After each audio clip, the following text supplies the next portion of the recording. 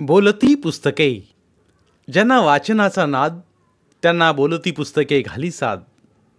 आमचं channel subscribe करा आणि सबस्क्राईब करायला इतरांनाही सांगा. नमस्कार श्रोते मित्र हो, बोलती पुस्तके सादर करत आहे ज्येष्ठ लेखक दी बा पाटील सर लिखित कथा छंद. निसर्ग सौंदर्यानं नटलेल्या पर्वतवाडीत चंदर मास्तरची नेमणूक झाली. पर्वतवाडी सह्याद्रीच्या खुशीत वसलेली एक छोटीशी वस्तीच, शहरापासून लांबची, लोकसंख्या पण बेताचीच. त्यामुळं गावात एक शिक्षकी जिल्हा परिषदेची शाळा होती. त्या शाळेवर चंदर मास्तरची नव्यानं नेमणूक झाली. गाव आडबाजूला डोंगरात होतं, तरी ते चंदर मास्तरला फार आवडलं. गावापेक्षा तिथला निसर्ग आवडला, भोळी बाबडी माणसं आवडली, दाट झाडीनं दाटलेलं रान आवडलं. कड्या कपारीतून झुळझुळू वाहणाऱ्या झऱ्यांनी त्याच्या मनाला मोहिनी घातली. मुळात चंदरला नाटक सिनेमाचा जबरदस्त छंद होता. आपल्या गावात तो यात्रेच्या वेळी बसवण्यात येणाऱ्या नाटकात नेहमी काम करायचा. त्यामुळं पर्वतवाडीत आल्या आल्या पहिल्याच वर्षी चंदरनं मराठी शाळेत एक ऐतिहासिक नाटक बसवलं. रात्रंदिवस राबून मुलांच्याकडून नाटक बसवून घेतलं आणि ते गावापुढं पेश केलं. करमणुकीच्या साधनांना पोरक्या असलेल्या त्या गावाला त्या नाटकाचं आणि चंदर मास्तरचं कौतुक वाटलं. त्या दिवसापासून चंदर गावात फेमस झाला. म्हणण्यापेक्षा तो नाटकवाला मास्तर म्हणूनच ज्याच्या त्याच्या तोंडी बसला. त्या छोट्याशा नाटकानं चंदरचं समाधान झालं नाही, म्हणून त्यानं गावातले चांगले तरुण गोळा करून एक नाट्य कंपनीच काढायचा बेत केला. त्यामुळे शैक्षणिक कामापेक्षा चंदरचा वेळ असल्याच भानगडीत जास्त जाऊ लागला. तशातच एक दिवस गावात एका मराठी सिनेमाचं शूटिंग आलं. शूटिंगवाल्यांचा मुक्काम शाळेच्या इमारतीतच पडला. त्यामुळं चंदर मास्तरनं शाळेला पूर्ण सुट्टी दिली. भर उन्हात शूटिंग चालायचं. सगळ्या डोंगरातनं तो कॅम्प फिरायचा. चंदर मास्तर पण त्यांच्या पाठीमागून फिरू लागला. गाव पण कामधंदा सोडून त्या शूटिंगवाल्याच्या पाठीमागून दिवसभर घालवू लागलं. नटनट्यांची ॲक्शन चुकली की डायरेक्टरपेक्षा चंदरलाच त्यांचा जास्ती राग यायचा. बसल्या जागेवरच चंदर चुळबुळायचा आणि त्या नटनट्यांना तोंडातल्या तोंडात एक गावरान शिव्या चढायचा.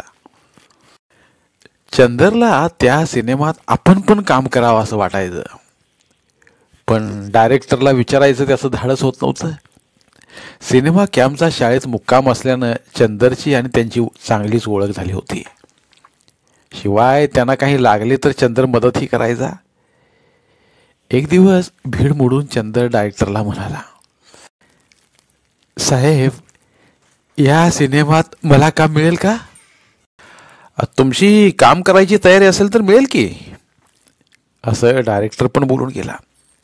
तसा चंदर हुरळून गेला. तो डायरेक्टरला म्हणाला, मग कधीपासून देणार? डायरेक्टर म्हणाला, पण तुम्हाला ॲक्टिंग यायला नको का? हो, ॲक्टिंगचं काय घेऊन बसलात, मी लहानपणापासून गावातल्या नाटकात काम करतोय, असं चंदर उत्तावळेपणानं म्हणाला. असं होय, मग बघूया, एखादा चांगला तुमच्या योग्य शॉट लागला तर तुम्हाला काम देऊ, असं डायरेक्टरनं चंदरला आश्वासन दिलं. आश्वासनावर चंदरच्या काका फुगल्या. जणू काय आपण आता नटच झालो या हिशोबानं तो वागू लागला. नीटनेटकी कापडं घालून शूटिंगच्या टोळक्या पाठीमागनं उन्हातानातून फिरू लागला.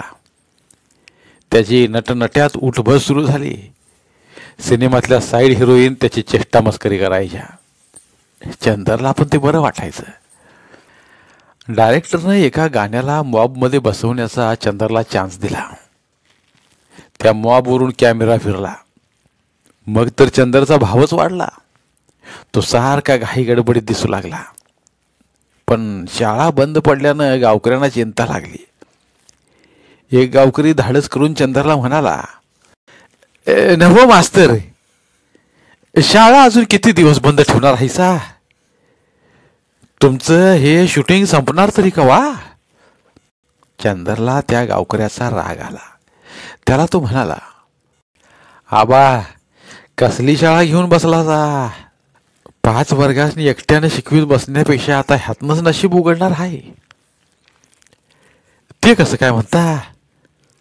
असं आबानं पुन्हा विचारल्यावर चंदर म्हणाला, तुम्हाला माहिती नाही म्हणा की. कशाची म्हणता? अहो या सिनेमात मला काम मिळालंय, आता मी नटच झालोय म्हणा की. हा तुमचं झाक झालं मास्तर, पण पोरांच्या शाळेचं वाटोळं झालं बघा. असं म्हणून आबा चालायला लागायचा आणि चंदर आपल्याच खुशीत हसायचा. तर एखादा तात्या चंदरला भेटायचा. तो म्हणायचा, मास्तर नाटकातनं सिनेमात शिरला म्हणा. अहो तात्या नाटकं किती दिवस करायची.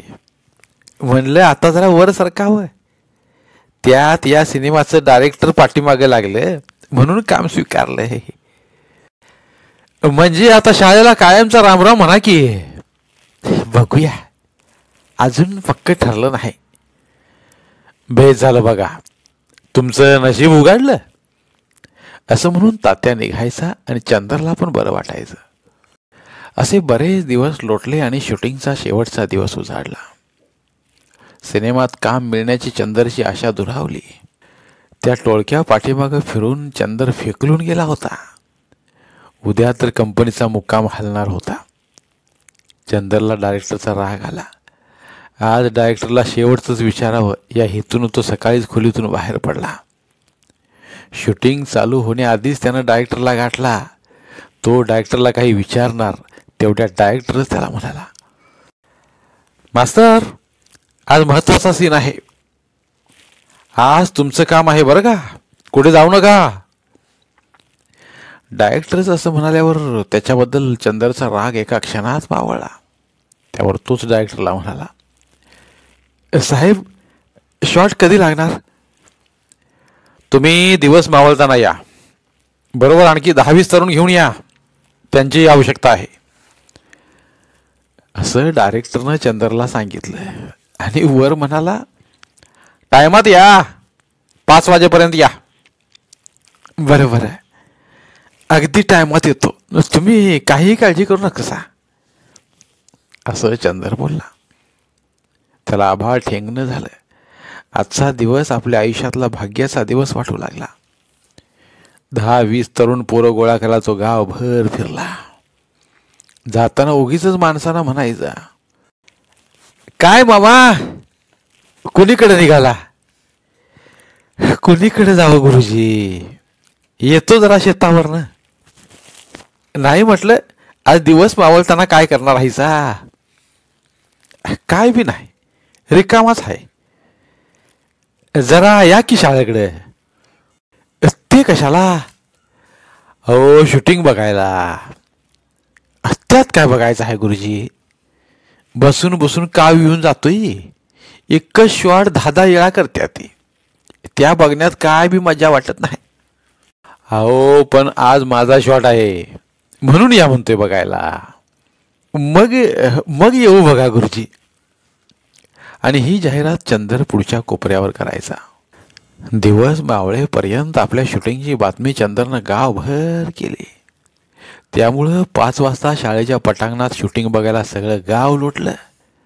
शूटिंगसाठी शाळेच्या पटांगणात एक वाड्याच्या प्लायवूडचा सेट गेले कित्येक दिवस उभा केलेला होता.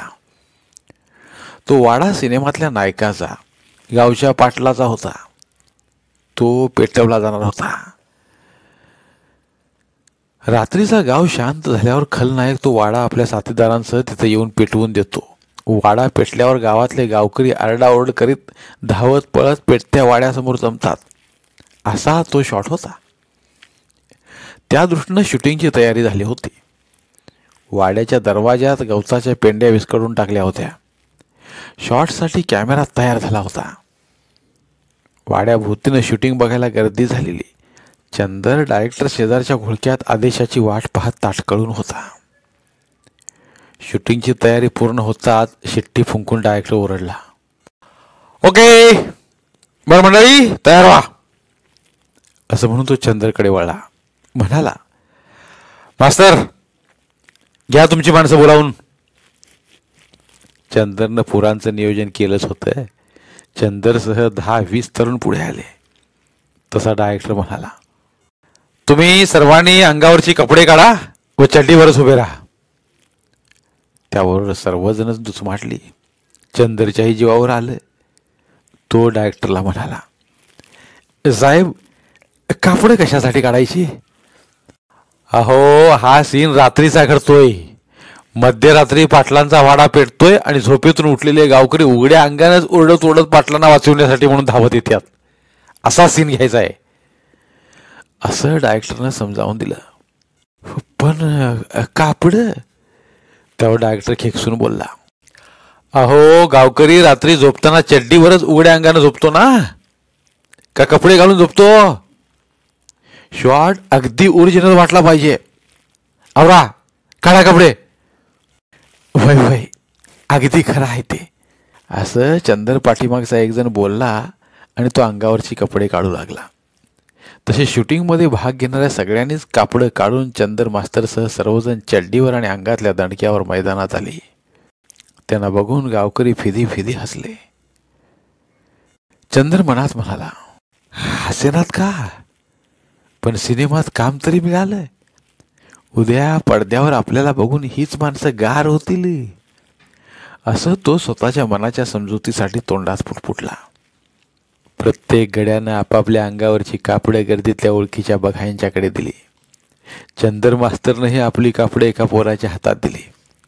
त्याचवेळी डायरेक्टर म्हणाला, मंडळी, वाडा पेटल्यानंतर तुम्ही धावत विझवा विझवा असं ओरडत वाड्याच्या दरवाजापर्यंत दंगा करत जायचं. बरं, आलं लक्षात, चंदर म्हणाला. शॉट सुरू झाला. वाड्याच्या दरवाजातला पाला पेटवला गेला. धूर झाला. चित्रीकरण सुरू झालं. कॅमेरा पोरांच्या पाठीमागे लावला होता. डायरेक्टर ओरडला, धावा मंडळी. तशी उघडी झालेली मंडळी चंदर मास्तरसह आरडाओरडा करीत वाड्याच्या दरवाजाकडे धावली. हातवारे करू लागली. त्यांच्या उघड्या पाठीवरून कॅमेरा फिरून पेटत्या वाड्यावर स्थिर झाला. शॉट ओके, डायरेक्टर ओरडला आणि त्या जळत्या वाड्याचं शूटिंग संपलं. शूटिंग संपल्यावर माणसं खो खो हसली. जमलेली गर्दी पांगू लागली. चंदर आपण ज्या पोराकडे कपडे दिले ते अनोळखी पोरग शोधू लागला, पण ते पोरग त्याला कुठंच दिसत नव्हतं. चंदर भांबावला. उघड्या अंगानंच माणसांच्या गर्दीत, माझी कपडे कुणाच्या पोरानं घेतलीत असं म्हणत शोधाशोध करू लागला. त्याला बघून गावकरी जास्तच हसू लागले. सकाळी भेटलेला मामा म्हणाला, मास्तर, हे तुमचं काम म्हणायचं वय?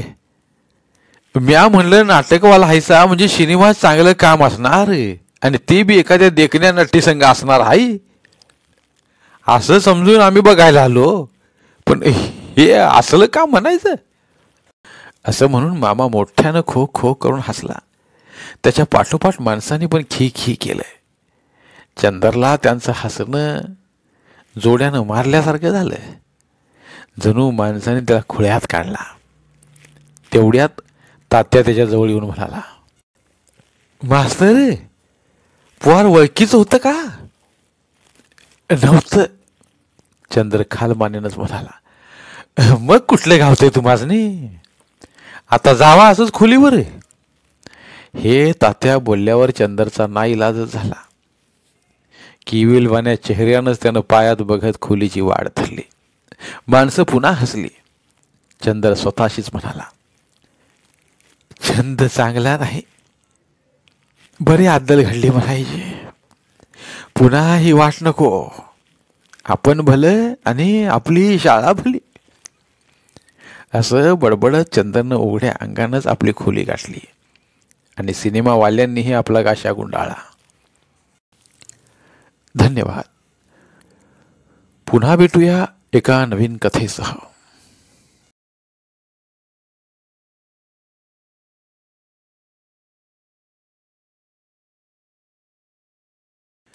धन्यवाद.